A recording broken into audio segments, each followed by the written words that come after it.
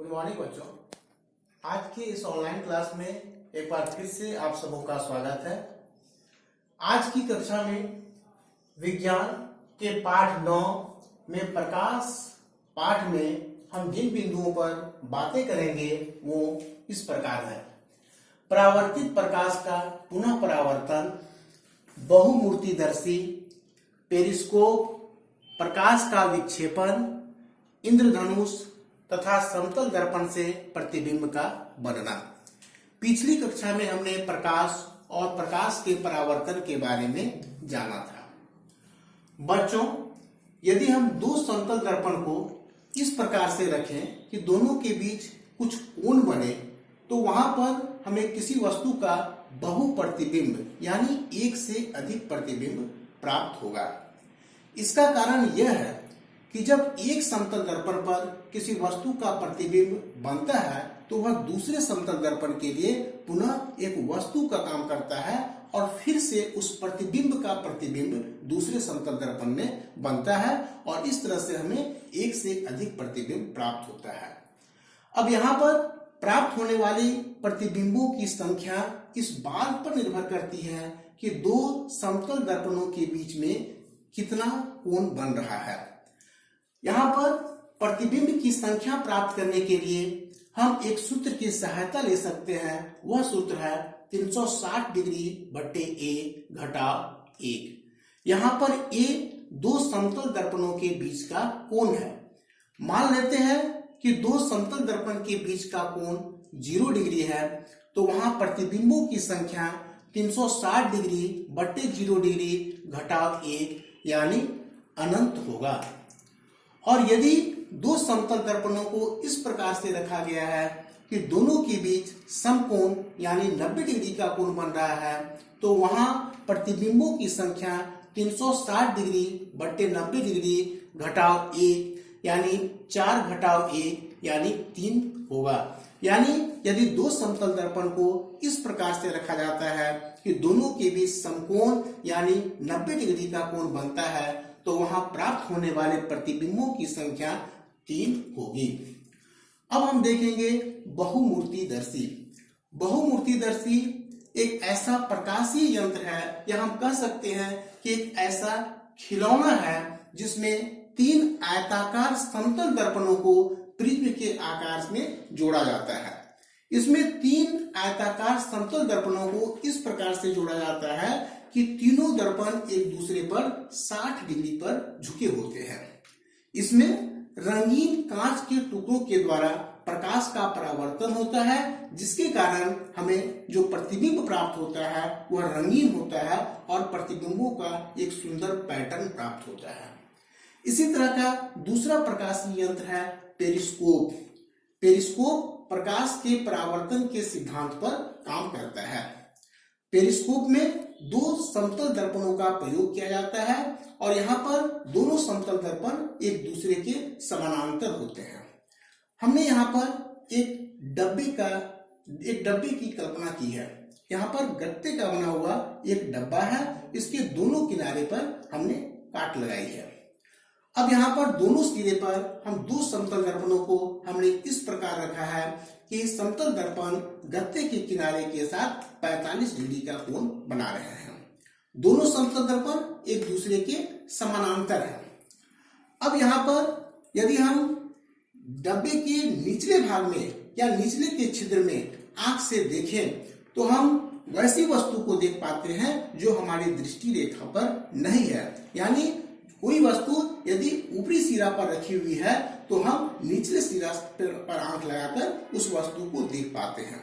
ऐसा इसलिए होता है कि ऊपर से आती हुई प्रकाश की किरण जब ऊपर के सिरे के दर्पण से टकराती है तो वहां से परावर्तित होकर वह फिर नीचे की ओर आती है और फिर यह परावर्तित किरण जो नीचे की ओर आती है वह नीचे के सिरे पर लगे हुए दर्पण से टकराती है और यहाँ से पुनः परावर्तन के बाद वह हमारी नेत्र में प्रवेश करती है, जिसके कारण हम वैसी वस्तु को देख पाते हैं जो हमारी दृष्टि रेखा पर स्थित नहीं है।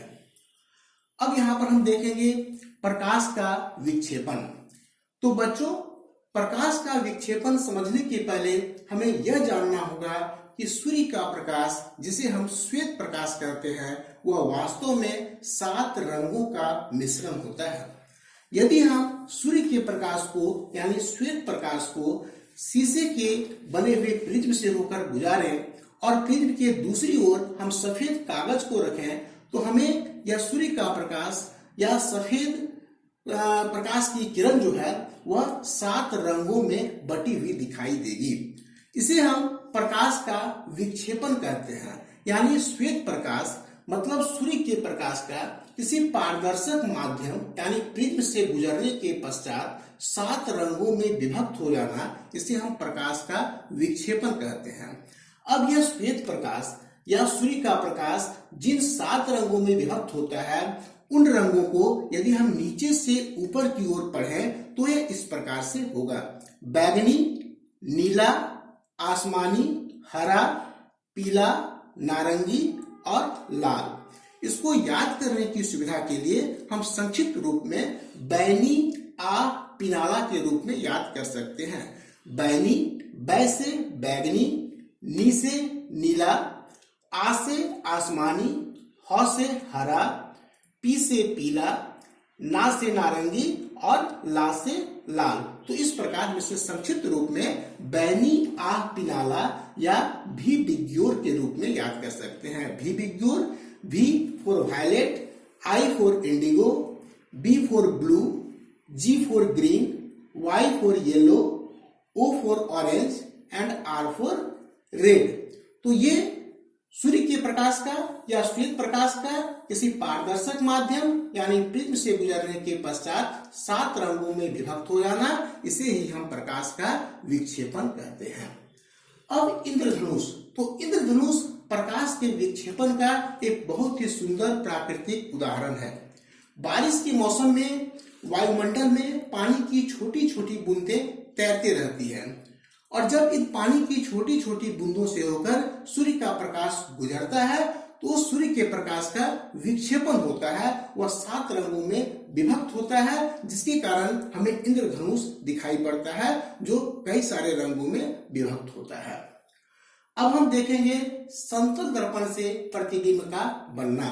यहाँ हमने एक समतल दर्पण को लिया है और इस समतल दर्पण के सामने हमने एक वस्तु AB की कल्पना की है। अब AB के ऊपरी बिंदु A से 2 प्रकाश की किरण AC और AD इस समतल दर्पण से टकराती है और टकराने के बाद परावर्तित किरण के रूप में CE और DF के रूप में यह वापस लौटती है। इस परावर्तित किरण CE और DF को जब हम पीछे की ओर बढ़ाते हैं तो यह जाकर A1 पर मिलता है। यानी हम कह सकते हैं कि वस्तु AB का जो ऊपरी सिरा है A, इसका प्रतिबिंब हमें A1 के रूप में प्राप्त हो रहा है। अब AB वस्तु का निचला सिरा B, यहां से भी 2 आपतित किरण BG और BH ये समतल दर्पण से आकर टकराती है और टकराने के बाद BG GI के रूप में और BH HJ के रूप में परावर्तित होती है। इन दोनों परावर्तित किरणों को जब हम दर्पण के दूसरी ओर बढ़ाते हैं तो यह B1 पर जाकर मिलती है। यानी B1 वस्तु AB के B बिंदु का प्रतिबिंब है। A1 और B1 को हम मिलाते हैं तो इस तरह से वस्तु AB जो दर्पण के सामने रखी हुई है उसका प्रतिबिंब हमें A1 B1 के रूप में प्राप्त हो रहा है। तो बच्चों, अब हम इस पाठ के प्रकाश के अगले बिंदु मानव नेत्र के बारे में अगली कक्षा में चर्चा करेंगे। धन्यवाद।